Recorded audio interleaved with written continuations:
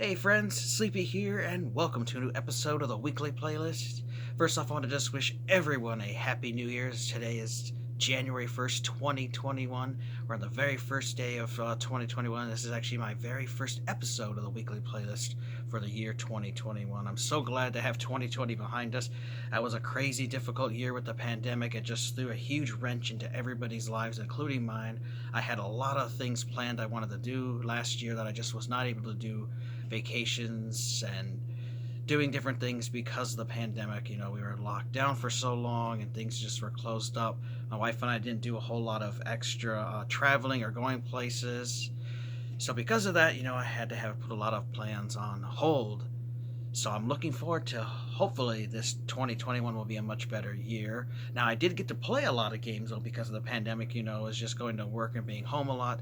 So I did put a lot of time into playing more games. And for this year, for 2021, I want to play even more games than I did last year, as one of my biggest goals that I created a couple of years ago was to start playing and enjoying games in my collection more than just buying them and putting them on display. Which, as much as I love collecting stuff, you guys know I got a big collection here behind me. I like to actually take the time to play them as, games were meant to be played, not just displayed and collected. Even though they're fun to do that, I want to play more games. And that's one of the big reasons why I created this series. This is on its third year now of me doing this series, was to share the games I play with you guys every week, give you guys my thoughts and opinions on them, and then to get interaction with you guys, get your guys' thoughts on the games, whether you like them or if you didn't like them, get discussions going, because I do love talking about games because it gives me ideas on games to check out. That's another thing I like about this series is I love hearing from you guys, telling me what games you guys are playing, because that gives me ideas on games that I should check out. And you guys have described some wonderful games that I just like, man, I gotta play that game. Or I've taken some of your guys' suggestions and played some of these games, and I've had a blast with them. And then I also like getting any recommendations from you guys on games you think I should check out, because I'm always looking for new games to discover. And I do have a nice growing list on my website of games to check out, to either buy if I don't have them, or if I do have them, to eventually get and try them out. So I appreciate all of your guys' suggestions. So we'll get started here. Like always, I'll give you guys my thoughts on the games that I'm playing during this week. I would like to hear your guys' thoughts on the games, if you liked them, if you didn't like them. I'd also like to hear what games you guys have been playing, and if you have a recommendation on a title you think I should check out, please let me know. I'm always looking for new games to play. And again, I do want to let everybody know too that, like, if there's a game I play and you don't like it, feel free to let me know why you don't like it. I've had a few people reach out about certain games I played that they just didn't like, and a guy mentioned on one of my collection videos of a game he just didn't like, and we had a nice little discussion going about why he didn't like the game. Just because I like a game doesn't mean you have to like the game, and the other way around. Maybe you guys like a game and I don't like the game, but never feel like you can't have your opinion on my channel, because you can. You can let me know you don't like the game. I'd love to hear why you don't like the game, because I like to get good discussions going, because we don't all have to like the same games. There's so many different genres out there for everyone, that I do like to hear. Even if you guys don't like a game, I like to hear why you don't like the game. So it's always good to get that perspective too. So never feel like you are not able to voice your opinion here, because you can. If you see a game I play you don't really like it, let me know why you don't like it, because I do like to get good discussions going. So first off, we're going to start here with the game for the original Xbox, and I think I might have talked about this either early last year or 2 years ago on my weekly playlist, but I had played this game off and on since then, and it's Justice League Heroes for the original Xbox, which this is an amazing game. This is a top-down adventure game that plays just like the Baldur's Gate Dark Alliance games and like X-Men Legends. Like, the best one I could compare to is like X-Men Legends, but with DC heroes. And my brother and I started playing this game quite a while ago, and played for a while, but just never ended up beating it. So I decided to start it over on my own to go through it, and I just started continuing where I had left off, like, geez, like a year or 2 years ago that I played it. And this game is awesome. So now I'm not a biggest fan of like the DC universe. I'm a big fan of like Batman and Superman, but DC in general, I'm not a huge fan. Where I like Marvel more, but I do appreciate the DC superheroes, and I have watched some of the Justice League and Batman animated series, the Superman animated series and stuff. But I'm just not a big a fan of DC characters as I am Marvel characters. But still, this game is worth playing if you like the X-Men Legends game, Marvel Ultimate Alliance, you like the isometric top-down action RPG games, you gotta give this a try. It's really cool. So you have several different characters you get to play as through the story, and the also great thing is you can play up to two players in the story. Now, if you play single player, the computer controls the other character, but you can switch between the two characters at any time you want. And it's just a great game. It has a really good story and has a variety of characters to play through. And sometimes in different chapters, it changes you to different characters. So you don't just play like Superman or Batman through the whole game. You do change to other characters. And some of the characters you have, so you got Batman, you got Superman, you got Green Lantern, you got the Flash, you got what's that guy's name? Martian Manhunter, and then the guy with the thing. And let me look at the manual for you guys, because that should have all the characters' names, and I just can't think of his dang name right now. It's in here. Let's see. Superman, yep, the Batman. Zatanna, the beautiful mistress of magic. So, not something like I said. I don't really know who she is. I know she's a character in this game, but not big in the DC. So I don't know what her backstory or anything like that is. But she's in the game. Of course, got the Flash. She got the Green Lantern, Wonder Woman, and I can't think of the guy's name that they show in the back here, who has the bow and arrow. I can't think of his name. I know it's not Hawkeye because that's from Marvel, but it's something like that. But so they have that guy in the game, and so it's really cool. You just have a variety of characters to play through. They all have their own strengths and their own weaknesses, and you can also, some of the characters can fly, some can't. Someone like Superman, they can lift vehicles up.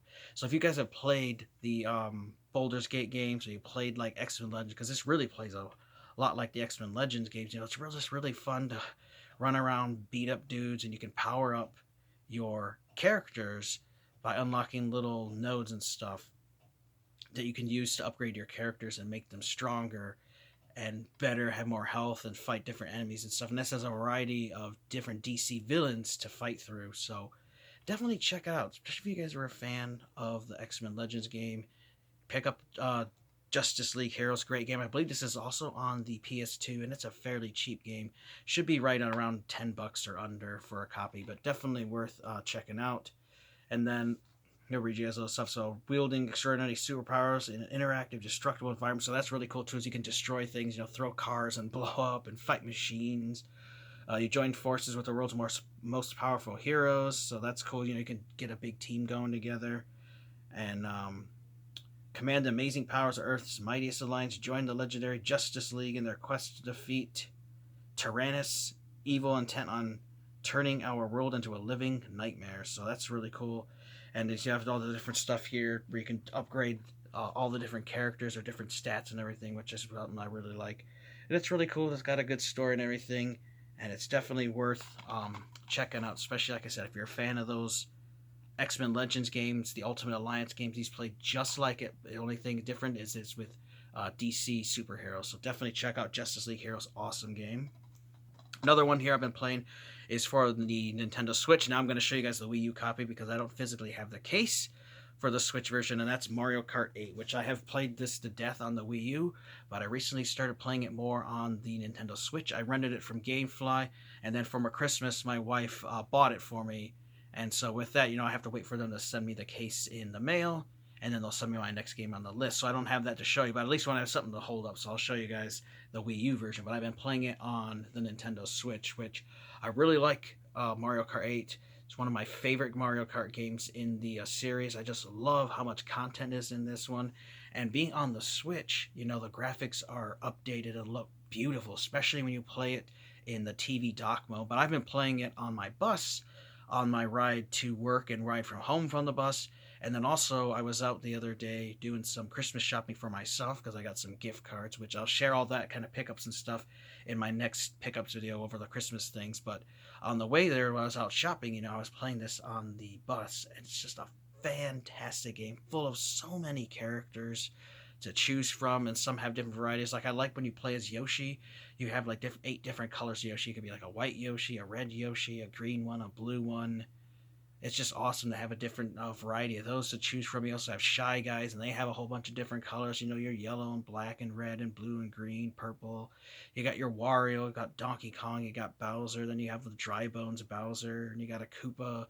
and you have the Tanuki Suit Mario, and you just have a huge variety of characters to choose from, which is what I like. So I'm really hoping that we eventually get another Mario Kart game for the Switch, because as much as I love Mario Kart 8, it's really just a Wii U game ported to the Switch, and I feel the Switch deserves its own brand new Mario Kart title. So I hope they do that someday. But definitely give it a try.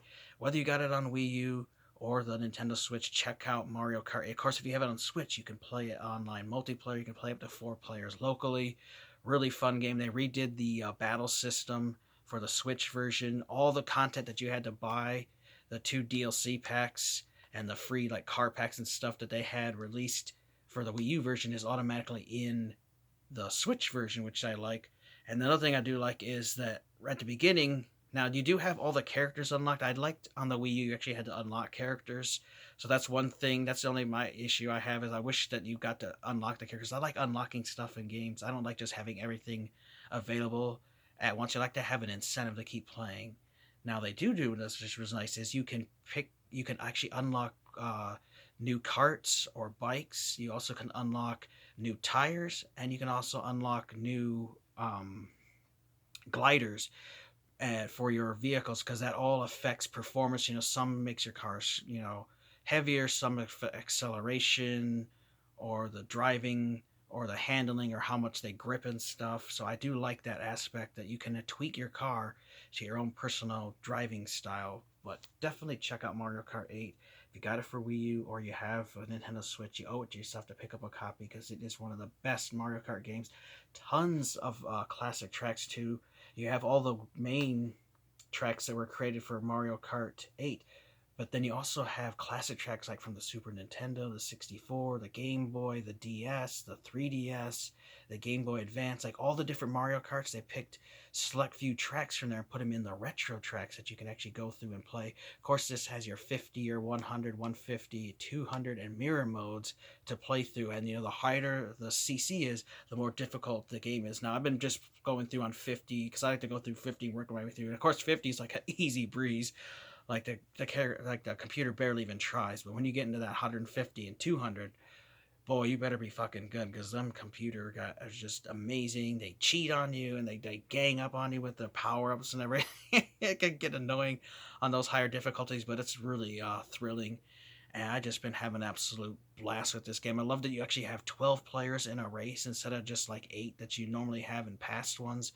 So it can get real chaotic, especially in those higher difficulties when there's just items flying around. Of course, this game has that hated blue shell. However, it does have this horn ability, which I love. You can actually activate it, it'll destroy a blue shell. So I love having that item. If I do have it with me, I try to hold on to it, and it saved me in so many different races by being able to destroy that annoying blue shell, or even other red shells or projectiles. If you time it just right, you can destroy them before they hit you, and that comes in handy. And it's just a great game overall. Game you can play with friends and family. Now, I do want to warn you, if you play this online, is, man, some of those people are just like gods at this game. It's just ridiculous, like how skilled some of these people are at Mario Kart games and stuff.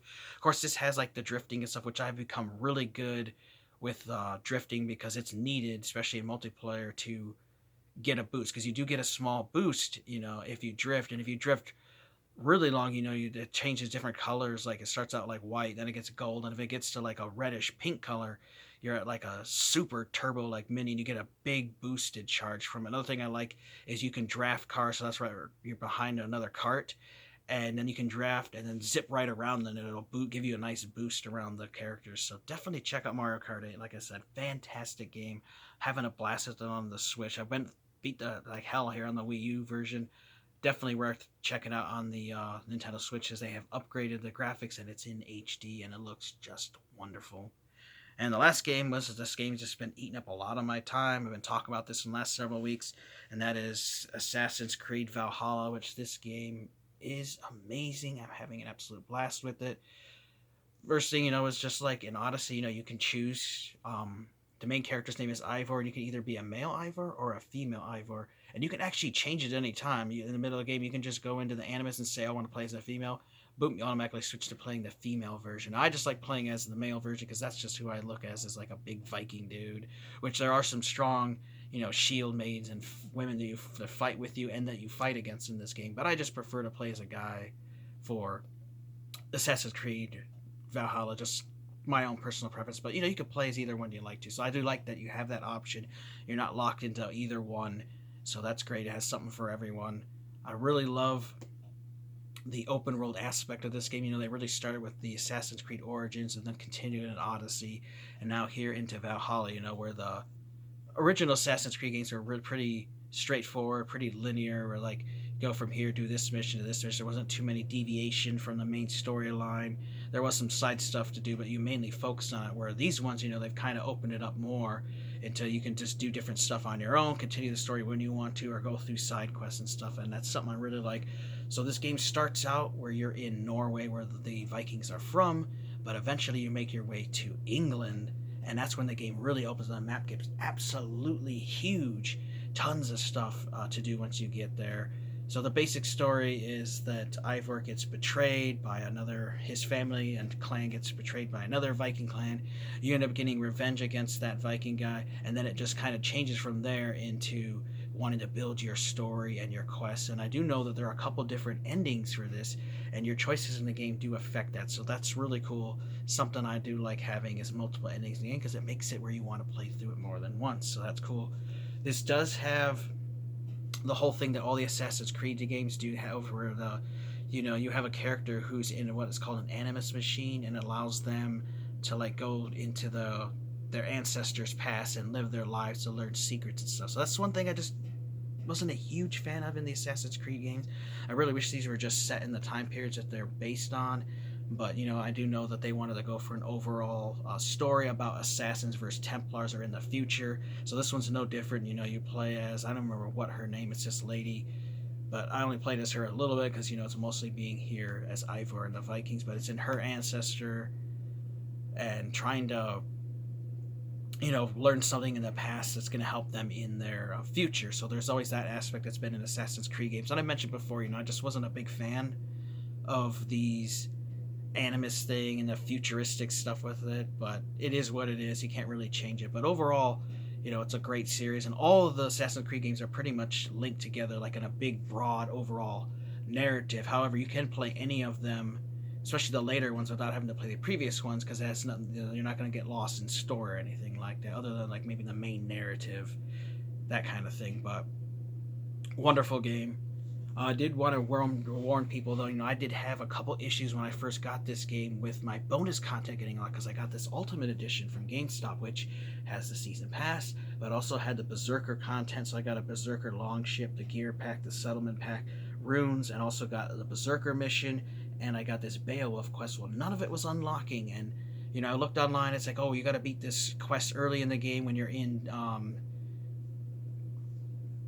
Norway, and it'll just, it's supposed to unlock for you. And I'm like, okay, well, why is it not unlocking for me? Like, what the hell's wrong with it? And then I looked and tried to do the Ubisoft Connect, because Ubisoft has this Ubisoft Connect app that links with the game, and it just wasn't working. And then I found out what it is that your Ubisoft Connect software is outdated. And I went and saw, yep, it was outdated. So I downloaded a new one, updated it, and then found out, oh, well, your account was logged out, you got to re-log in. So once I re-logged into that and restarted the game, then my content popped up. So it's tied to that Ubisoft Connect. So if you don't get to that Ubisoft Connect, you're not going to get your bonus content, you're not going to get your extra stuff, anything like that. So just be aware of that. I was having that issue in the game, and that was because my Ubisoft Connect software was outdated, and I needed to update the username and password, enter that all in. And once that happened, I was able to get my content. Now, I know there's been people who've told me they just weren't a big fan of this game. They just thought it was kind of boring or repetitive. They didn't enjoy the story. Me, personally, I love the story. I love the whole Vikings setting. I've been watching the Vikings TV series for the last few years, and I just absolutely loved it. When I heard there was going to be an Assassin's Creed Viking game, I definitely knew I had to get it because I just loved that setting. The group, like I said, every time I make these videos, I can't think of the damn guy's name, but his band is that Wardruna.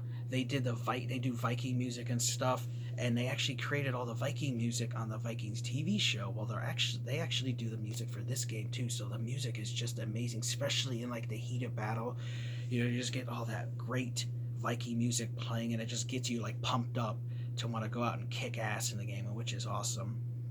Another thing I like about this is you actually get to create your own settlement of Vikings, and you get to upgrade it, and you get to build different areas and buildings in your settlement to make you stronger. Like you can make a tattoo shop where you can get tattoos.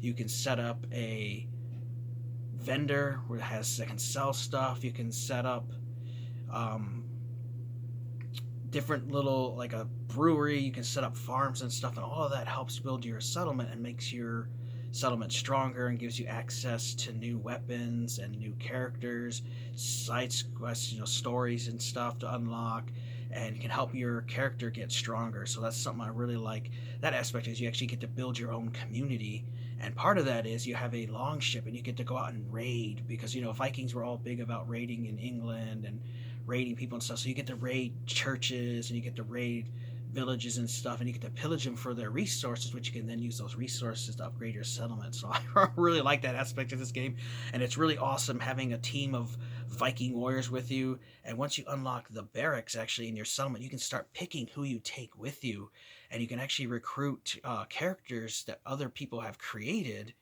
their Viking lieutenants and stuff, and recruit them into your army for silver, and you can use them. And there's some really cool ones that I found that I've gotten the ship, some really tall, buff, build up dudes is like kick ass. And so it's awesome going into a village. There's like 100 enemies, and you have like 20 dudes with you, and you just see this huge battle breaking out, guys fighting each other. And sometimes when your characters can get knocked down, you actually can go and revive them. So it's kind of like a down but not out that they have like in Gears of War. You can go over there and save your Viking buddies. So it's just really fun just getting in these big epic battles. You're not always just alone and solo in the game, which is cool. They have a variety of different mounts. You have different kind of horses and stuff. But example, like with my Berserker pack, I actually have a wolf that I can ride, which is awesome. It's a giant wolf. It's really cool. And I get to run around with a wolf and shoot with my bow and arrows and stuff. I also like that there's a variety of weapons to use. You start off with like your axe, and I like to do the axe and shield combo, but you can actually dual wield axes.